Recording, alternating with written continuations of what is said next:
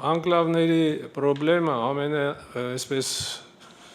լուրջ պրոբլեմներից մեկն է, որը որ մեծ ազդեցություն կարող է ունենալ ամբողջ վերջի շրջանում տպավորություն է ստեղծվում, որ Հայաստանի իշխանությունները դեմ չեն Ադրբեջանին հանձնել մեր հանրապետության որոշ տարածքներ, դրանք անվանելով ադրբեջանական անկլավներ։ Օրինակ, Տիգրանաշերը, որը ռազմավարական մեծ նշանակություն ունի մեր ազգային անվտանգության համար։ Որպես իրավական հիմնավորում վկայակոչում են քարտեզներին եւ 1991 թվականի Ալմաթայի հռչակագիրը։ Եկեք պարզենք, ինչքանով այդ հիմնավորումները կարող են, ասենք, բավարար լինել, կամ ինչքանով նրանք համապատասխանում են իրականությանը։ Ինչպես հայտնի է, պետության տարածքը եւ նրա սահմանները սահմանվում են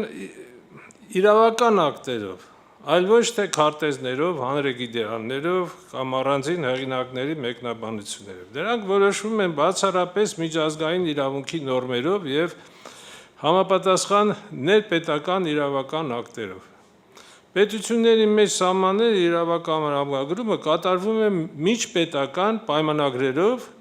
իսկ զինված հակամարտություններից հետո նաեւ խաղաղության պայմանագրերով։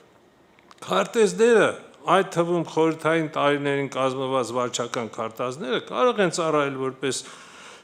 տեխնիկական տեղեկատվության աղբյուր, սակայն ինքնին իրավական ուժ չունեն պետական սահմանները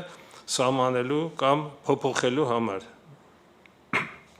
Հետևաբար, Հայաստանի Հանրապետության տարածքի որևէ հատված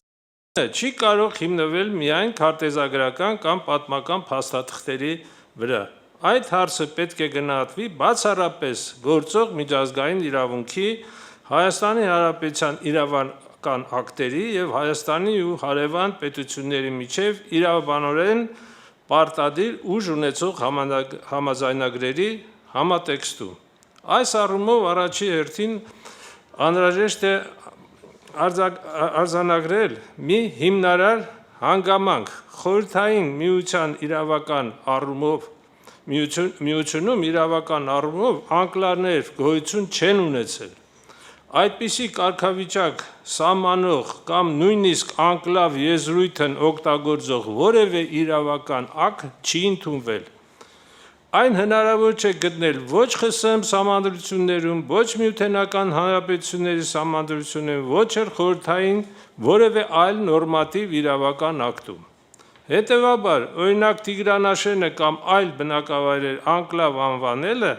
չունի իրավական հիմք։ Նման ձևակերպումները լավագույն դեպքում պայմանավորված են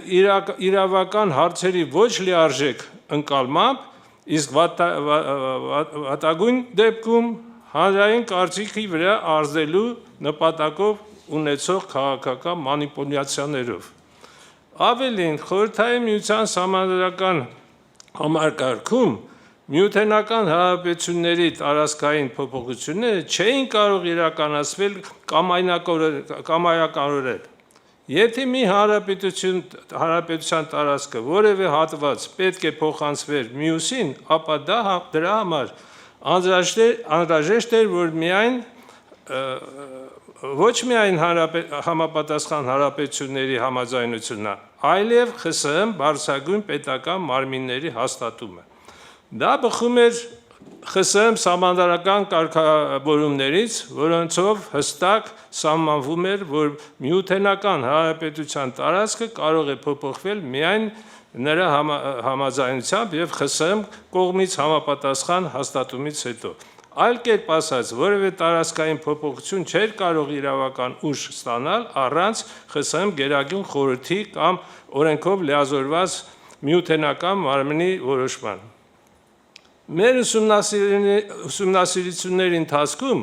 չենք հայտնաբերել որևէ իրավական ակտ, որով ստեղծվել կամ ամրագրվել են Հայաստանի կամ Ադրբեջանի տարածքում այսպես կոչված անկլավներ։ Պետք է հաշվի առնել Պարոն Շահզադյան, կներեք, ընդհատում եմ, բայց եկեք համաձայնվեք, որ չգիտեմ, գրանցվել են, չեն գրանցվել, ոնց է եղել, բայց ես լավ հիշում եմ, որ ասենք այդ գյուղը առաջ կոչվում էր Քյարքի, չէ, եւ դա ադրբեջանցիներ էին ապրում եւ այդ գյուղը ենթարկում էր ոչ թե Հայաստանի Հանրապետության ղեկավարության, այդ թեման ոնց է գա, ասենք թե նույն Արցախաշենն էլ ասում եք անկլավ չի եղել, բայց Արցախաշենն էլ եղել է ուրիշ հարց է, որ Արցախաշենը նշարի վրա դնել Արցախաշենն ու Քյարքին, դա շատ սխալ է, բայց մենք պետք է ընդունենք, որ Արցախաշենն էլ եղել է նրանց տարածքի մեջ, բայց ենթարկվել է Հայաստանին, չէ։ Հիմա ես աշխատում այս ուրվադրությամբ արդեն չեն աշխատում, չէ՞, այդ եկեք մտածեք հիմա ինչա պետք է անել։ Տեսեք, ես այդ մասին ուզում եմ ասել հատուկ ուզում եմ նշել։ Տեսեք, ուրեմն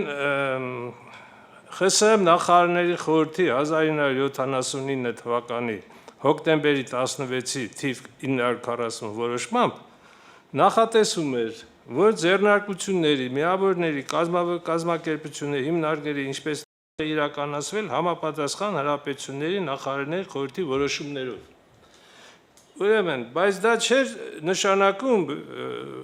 որ դա վերաբերում էր բացառապես գույքի եւ կառավարման համակարգին։ Դա չէր նշանակում, որ եթե մի տարածք, մի ասենք գյուղական, ասենք ինչ որ գյուղ կամ ինչ որ նման մի բնակելի վայր տվել են այս ռայսովետից մյուս ռայսովետի, ասենք ադրբեջանական ռայսովետի կառավարման համար, դա չէր նշանակում, որ այդ տարածքն են տվել Հայաստանից վերցել են, տվել են Ադրբեջանին։ Տարածքը մի հանրապետությունից փոխելու մյուս հանրապետություն պետք է ունենար իրավական որոշումներ, իրավական հիմնավորումներ, նման որոշումներ, նրան նման բան գոյություն չի ունեցել։